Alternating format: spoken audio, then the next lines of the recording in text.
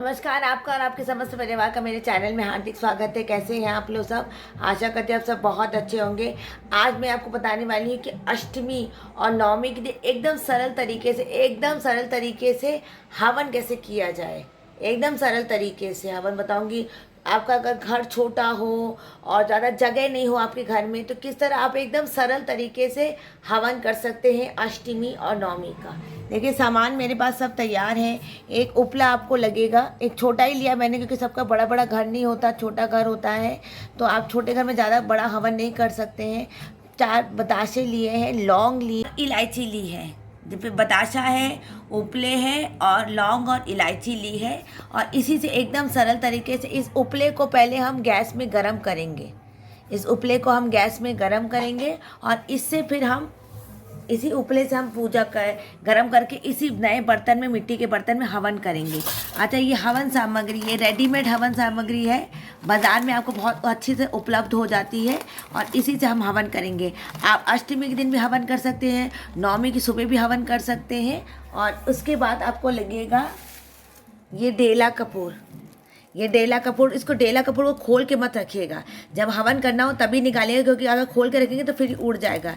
ये साफ टिक्की कपूर भी मिलता है, लेकिन डेला कपूर सबसे शुद्ध होता है। डेला कपूर तो मैं आपको कह रही हूँ, आप डेला कपूर का इस्तेमाल कीजिए। और इस तरह हम आपको दिखाएंगे कि कैसे सरल तरीके से हम अष्टमी का हवन कर सकते हैं। जयकारा शेरा वाली का।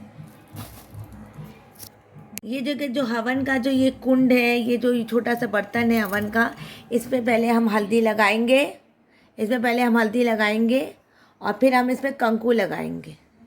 साथिया मत बनाइए, क्योंकि साथिया फिर आप उसके बजाय हवन करने वाले, तो साथिया कैसे बनेगा। तो पहले हम इस कुंड में हल्दी और कंकु, और अगर आप उसको गीला करना है और धोना है तो इसको अच्छी तरह से धूप में सुखा लीजिएगा। उसके बाद आप गीला कीजिएगा।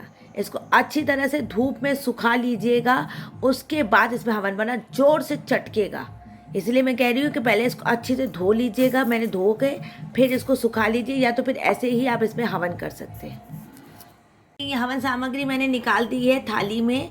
और ये कांसे की थाली हो, लोहा प्लास्टिक की थाली नहीं होनी चाहिए, या तो कांसे की थाली होनी चाहिए, या तो फिर कोई भी पीतल की, लोहा प्लास्टिक की थाली नहीं। और इसमें हम अक्षत नहीं डालते हवन में, इसमें हम थोड़ा सा घी डालेंगे।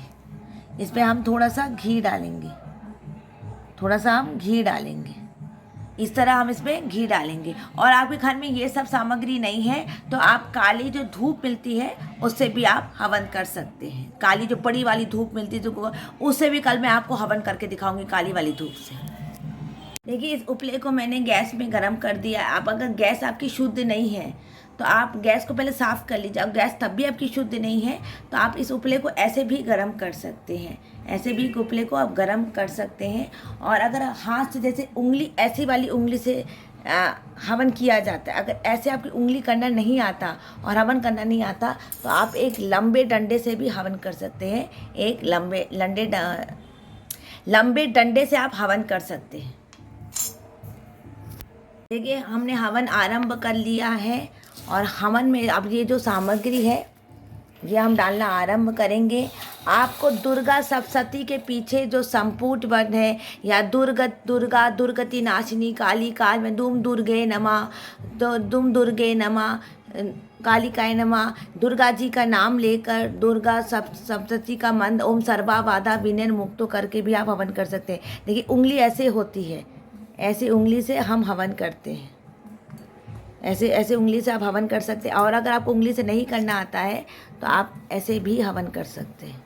इसमें अच्छे से मिलाकर इस सामग्री को रहकर स्वाहा दुर्गा जी का जो भी, अगर नहीं आता आपको दुर्गा जी का कोई मंत्र, तो आप दुर्गा देव्यै नमः भी आप करके हवन कर सकते हैं।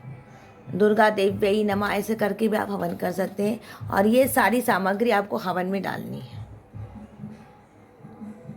दुर्गा मैंने आपको दिखाया था, दुर्गा जी के संपूर्ण मंत्र होते हैं। दुर्गा सप्तशती के पीछे संपूर्ण सर्वा बाधा विनिर्मुक्तो दंडान सुदान्वितम मनुष्यो मत प्रसादे भविष्य तेना संचय, ये सब कह के आप हवन कर सकते हैं। फिर आप हवन में आपको लौंग डालनी है, और ये डालनी है, लौंग और इलायची डालनी है। और इस तरह से आप हवन करेंगे। बहुत तो नौमी दिन हवन करते तो उसमें पूरी पूड़ी हलवा वो थोड़ा सा डालते हैं। आपको मतलब दशान हवन करना पड़ता है। दशान पान के पत्ते, बहुत घर के बहुत अलग अलग नियम कानून होते हैं। हम हवन में बताशा डालते हैं, मीठे में हम बताशा डालते हैं हवन में। और इस तरह आप संपूर्ण मंत्र, मैंने आपको दिखाया था, हम सर्वा बाता विनय मुक्त दंडान सुदान में मनुष्य, ऐसी उंगली होती है। सबको ये उंगली करने नहीं आती तो आप ऐसे ही डाल दीजिए, या इससे भी आप डाल सकते हैं। और इस तरह से हम लोग बहुत सरल तरीके से हवन करते हैं। जब हवन कर लें, बहुत गर्मी हो जाती, बहुत तेज़ हो जाता है, उसके बाद हवन के आसपास ठंडा कर लीजिए और जल छीट लीजिए और आसपास की जगह। और ये जितना भी जो हवन का होता है, सामग्री जितनी भी होती है, इसको आप मिट्टी में डालेंगे, मिट्टी में। और अगर आप हवन नहीं कर सकते हैं, अब घर में संभव नहीं, बहुत छोटा घर है, किसी को तक परेशानी हो जाती है हवन से, तो आप एक काम कर सकते हैं, आप काली धूप से भी हवन कर सकते हैं। मैं वो भी एक दिन करके दिखा दूंगी। तो इस तरह बताशे डाल के आप हवन, सरल तरीके से आप हवन, कुछ भी मीठा डाल सकते हैं हवन में। दशांक होता है, अष्टमी और नवमी के दिन हम माता रानी का हवन करते हैं। माँ से कुपुत्र और कुमाता बोल के अपने पाप का क्षमा मांगते हैं। और नौमी अष्टमी के दिन हवन करते हैं। और आपसे हवन नहीं होगा, मैं फिर से कहती हूँ, तो आप दोनों से अगरबत्ती भी कर सकते हैं। जयकारा शेरा वालिए का। अब इस वीडियो के यहीं पर मैं एंड करती हूँ। कृपा करके मेरे चैनल को लाइक कर दे, सब्सक्राइब कर दे। जय श्री कृष्णा, राधे राधे। जयकारा शेरा वालिए का।